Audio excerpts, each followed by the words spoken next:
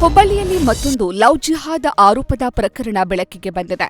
ಸಮೀರ್ ಬೂದಿಹಾಳ ಎಂಬಾತನ ವಿರುದ್ಧ ಲವ್ ಜಿಹಾದ್ ಮಾಡಿದ ಆರೋಪ ಕೇಳಿಬಂದಿದೆ. ಸಮೀರ್ ಹಿಂದೂ ಹುಡುಗಿಯರನ್ನೇ ಟಾರ್ಗೆಟ್ ಮಾಡಿ ತನ್ನ ಲವ್ ಜಿಹಾದ್ ಬಲೆಯಲ್ಲಿ ಬೀಳಿಸಿಕೊಳ್ತಿದ್ದ ಎನ್ನುವ ಆರೋಪ ಕೇಳಿಬಂದಿದೆ. ಸಮೀರ್ ವಿರುದ್ಧ ಹಿಂದೂ ಪರ ಸಂಘಟನೆ ಕಾರ್ಯಕರ್ತರು ಗಂಭೀರ ಆರೋಪ ಮಾಡಿದ್ದು, ಹುಬ್ಬಳ್ಳಿಯ ಅಶೋಕನಗರ ಪೊಲೀಸ್ ಠಾಣೆ ಎದುರು ಜಮಾಯಿಸಿ ಪ್ರತಿಭಟನೆ ನಡೆಸಿದ್ರು. ಸಮೀರ್ ಗಾಂಜಾ ವ್ಯಸನಿಯಾಗಿದ್ದಾನೆ ಅಂತ ಹಿಂದೂ ಪರ ಸಂಘಟನೆ ಕಾರ್ಯಕರ್ತರು ಆರೋಪಿಸಿದ್ದಾರೆ. ಸಂಚಾರಿ ನಿಯಮ ಉಲ್ಲಂಘಿಸಿದ ವ್ಯಕ್ತಿಗೆ ಹೈಕೋರ್ಟ್ ಅಪರೂಪದ ಶಿಕ್ಷೆ ನೀಡಿದೆ. ಕೆಂಗೇರಿ ಸಂಚಾರ ಠಾಣೆ ವ್ಯಾಪ್ತಿಯಲ್ಲಿ ಜನವರಿ 20ರಂದು ಲ್ಯಾಂಬರ್ಗಿನಿ ಕಾರು ಚಾಲಕ ಚಿರಂತನ್ ಎಂಬಾತ ಅಜಾಗರೂಕತೆಯಿಂದ ಚಾಲನೆ ಮಾಡಿದ್ದ. ಈ ಸಂಬಂಧ ಬಿಎನ್ಎಸ್ 281, ಐಎಂವಿ ಆಕ್ಟ್ 177 ಅಡಿಯಲ್ಲಿ ಕೆಂಗೇರಿ ಸಂಚಾರ ಠಾಣೆಯಲ್ಲಿ ಎಫ್ಐಆರ್ ದಾಖಲಾಗಿತ್ತು. ಈ ಹಿನ್ನೆಲೆ ಎಫ್ಐಆರ್ ರದ್ದುಗೊಳಿಸುವಂತೆ ಕೋರಿ ಚಿರಂತನ್ ಹೈಕೋರ್ಟ್ ಮೊರೆ ಹೋಗಿದ್ದ. ಚಿರಂತನ್ ಅರ್ಜಿ ವಿಚಾರಣೆ ನಡೆಸಿದ ಹೈಕೋರ್ಟ್ ನ್ಯಾಯಮೂರ್ತಿ ನಾಗಪ್ರಸನ್ನ ಏಕಸದಸ್ಯ ಪೀಠ ಚಿರಂತನ್ಗೆ ಕಾರಿನಲ್ಲಿ ಹೋಗಿ ಬೆಂಗಳೂರಿನ ರಸ್ತೆಯ ಕಸ ಗುಡಿಸೋ ಶಿಕ್ಷೆ ನೀಡಿದೆ. ಬೆಂಗಳೂರು ಪೀಣ್ಯ ಎಲಿವೇಟೆಡ್ ಫ್ಲೈಓವರ್ 4 ದಿನಗಳ ಕಾಲ ಬಂದ್ ಆಗಲಿದೆ. ಲೋಡ್ ಟೆಸ್ಟಿಂಗ್ ಮತ್ತು ಕೇಬಲ್ ದುರಸ್ತಿ ಹಿನ್ನೆಲೆ ಫ್ಲೈಓವರ್ ಮೇಲೆ ಏಪ್ರಿಲ್ 13ರ ಬೆಳಗ್ಗೆ 5 ಗಂಟೆಯಿಂದ ಏಪ್ರಿಲ್ 17ರ ಬೆಳಗ್ಗೆ 11 ಗಂಟೆಯವರೆಗೆ ಸಂಚಾರ ಸ್ಥಗಿತಗೊಳ್ಳಲಿದೆ. ನೆಲಮಂಗಲ ಮತ್ತು ಬೆಂಗಳೂರು ನಡುವೆ ಸಂಚರಿಸುವ ವಾಹನ ಸವಾರರಿಗೆ ಪರ್ಯಾಯ ಮಾರ್ಗ ಬಳಸಲು ಸೂಚಿಸಲಾಗಿದೆ. ಚಿಕ್ಕಬಳ್ಳಾಪುರ ಪೊಲೀಸರು ಭರ್ಜರಿ ಕಾರ್ಯಾಚರಣೆ ನಡೆಸಿ ಶೋಕಿಗಾಗಿ ದರೋಡೆ ಕಳ್ಳತನ ಮಾಡ್ತಾ ಇದ್ದ ಖತರ್ನಾಕ್ ಕಳ್ಳರನ್ನ ಬಂಧಿಸುವಲ್ಲಿ ಯಶಸ್ವಿಯಾಗಿದ್ದಾರೆ. ನಗರದ ವಾಪಸಂದ್ರದಲ್ಲಿ ವಾಕಿಂಗ್ ಮಾಡ್ತಿದ್ದ ಮಹಿಳೆ ಬಳಿ ಚಿನ್ನದ ಮಾಂಗಲ್ಯ ಸರ ಕಿತ್ಕೊಂಡು ಪರಾರಿಯಾಗಿದ್ದ ಪ್ರಕರಣ ಹಾಗೂ ಚಿಕ್ಕಬಳ್ಳಾಪುರ ತಾಲೂಕಿನ ಚದುಲಾಪುರ ಗೇಟ್ ಬಳಿ ಬಸ್ಗೆ ಕಾಯುತ್ತಿದ್ದ ವ್ಯಕ್ತಿಯನ್ನ ಕಿಡ್ನಾಪ್ ಮಾಡಿ ಹಣ ಕಸಿದುಕೊಂಡು ಪರಾರಿಯಾಗಿದ್ದ ಪ್ರಕರಣವನ್ನ ಗಂಭೀರವಾಗಿ ಪರಿಗಣಿಸಿದ ಪೊಲೀಸರು 3 ದರೋಡೆಕೋರರನ್ನ ಬಂಧಿಸಿದ್ದಾರೆ. ಲೇಡೀಸ್ ಬಾರ್ಗಳಲ್ಲಿ ಮಹಿಳೆಯರು ಕಾನೂನುಬದ್ಧವಾಗಿ ಸರ್ವಿಸ್ ನೀಡೋ ವಿಚಾರಕ್ಕೆ ಇತ್ತೀಚೆಗೆ ಹೈಕೋರ್ಟ್ ಮಧ್ಯಂತರ ಆದೇಶ ನೀಡಿತ್ತು. ಕೋರ್ಟ್ ಮಧ್ಯಂತರ ಆದೇಶವಿದ್ದರೂ ಕೂಡ ನಿಯಮ ಉಲ್ಲಂಘಿಸಿ ಬಾರ್ ಮೇಲೆ ಕ್ರಮ ಕೈಗೊಂಡ ಪೊಲೀಸ್ ಅಧಿಕಾರಿಗಳ ನಡೆಯ ಬಗ್ಗೆ ಹೈಕೋರ್ಟ್ ತೀವ್ರ ಅಸಮಾಧಾನ ವ್ಯಕ್ತಪಡಿಸಿದೆ.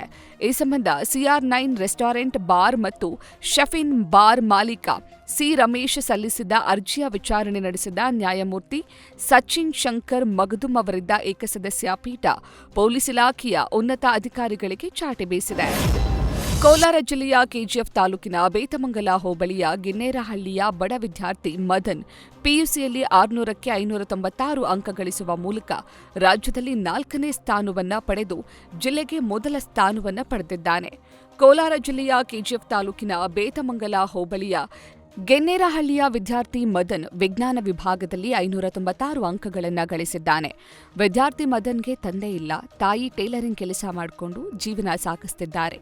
ಸದ್ಯ ವಿದ್ಯಾರ್ಥಿ ಮದನ್ ಮನೆಗೆ ಭೇಟಿ ನೀಡಿರುವ ಕಾಲೇಜು ಆಡಳಿತ ಮಂಡಳಿ ಆತನನ್ನ ಆತ್ಮೀಯವಾಗಿ ಅಭಿನಂದಿಸಿದೆ. ದ್ವಿತೀಯ ಪಿಯುಸಿ ಫಲಿತಾಂಶದಲ್ಲಿ ವಿಜಯಪುರ ಜಿಲ್ಲೆ ಕಳೆದ ವರ್ಷ 29ನೇ ಸ್ಥಾನದಲ್ಲಿತ್ತು. ಈ ವರ್ಷದ ಫಲಿತಾಂಶದಲ್ಲಿ ವಿಜಯಪುರ ಜಿಲ್ಲೆ 4ನೇ ಸ್ಥಾನವನ್ನು ಪಡೆಯುವ ಮೂಲಕ ಗಮನಾರ್ಹ ಸಾಧನೆಯನ್ನ ಮಾಡಿರುವುದಕ್ಕೆ ಪದವಿ ಪೂರ್ವ ಶಿಕ್ಷಣ ಇಲಾಖೆ ಹಾಗೂ ಅಧಿಕಾರಿಗಳಿಗೆ ಹಾಗೂ ರ್ಯಾಂಕ್ ಪಡೆದ ವಿದ್ಯಾರ್ಥಿಗಳಿಗೆ ಜಿಲ್ಲಾ ಉಸ್ತುವಾರಿ ಸಚಿವ ಎಂಬಿ ಪಾಟೀಲ್ ಸನ್ಮಾನಿಸಿದರು.